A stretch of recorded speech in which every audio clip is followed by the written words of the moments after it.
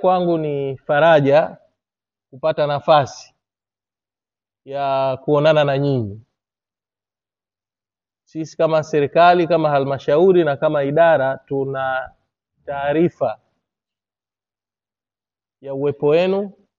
Tunaelewa umuhimu wa programu yenu katika kufanikisha afya ya jamii, na kwamba hatuna budi kuishukuru serikali inayoongozwa na Mheshimiwa Samia Suluhu Hassan kwa kuona umuhimu wa halmashauri yetu ya wilaya ya Ruangwa kuwepo kwenye mpango huu wa uboreshaji wa huduma za afya kwenye jamii kwa kuwatumia nyinyi watoa huduma ya afya ngazi ya jamii.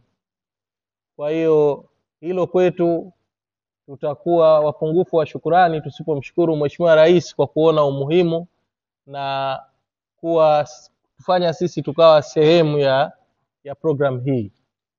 Kwa sasa tupo 151 kwa awamu ya kwanza, na nadhani awamu ya pili wameenda 200.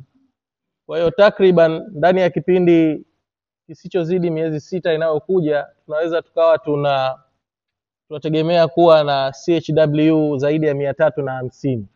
Kwa kwetu hii ni faraja kubwa sana.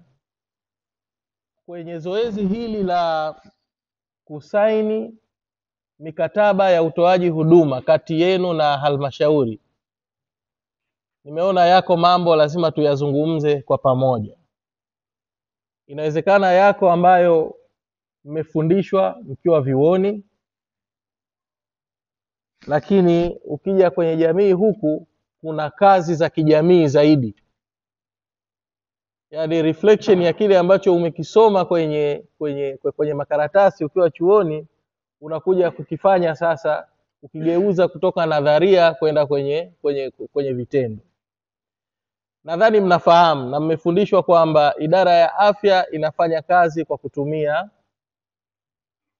vigezo vya upimaji vya utendaji kazi ya idara ya afya.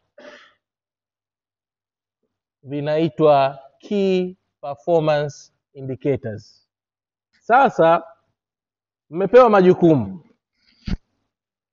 na majukumu haya yameelezwa kwenye mkataba wa makubaliano wa utendaji kazi kati yenu na halmashauri. Bila shaka mmeyasoma na mtaendelea kuyasoma kwa sababu sehemu ya mkataba huu nakala zake mtakuwa nazo.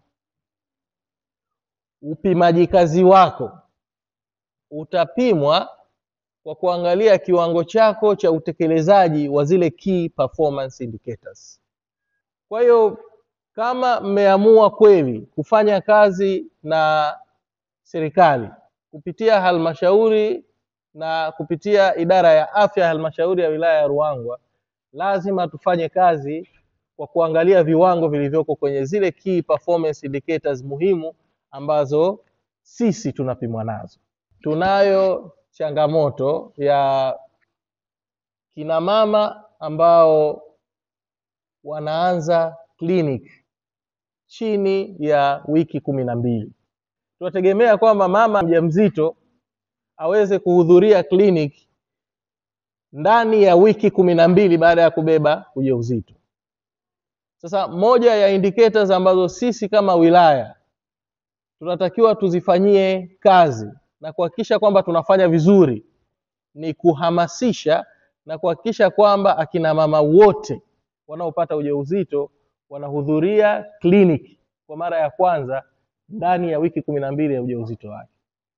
Sasa kwa idadi yenu mnakwenda kwenye kata zenu na vijiji na vitongoji, nendeni mkatusaidie kwenye hilo eneo.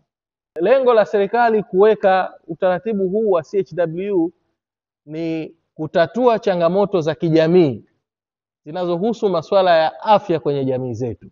Nendeni mkafanye kazi.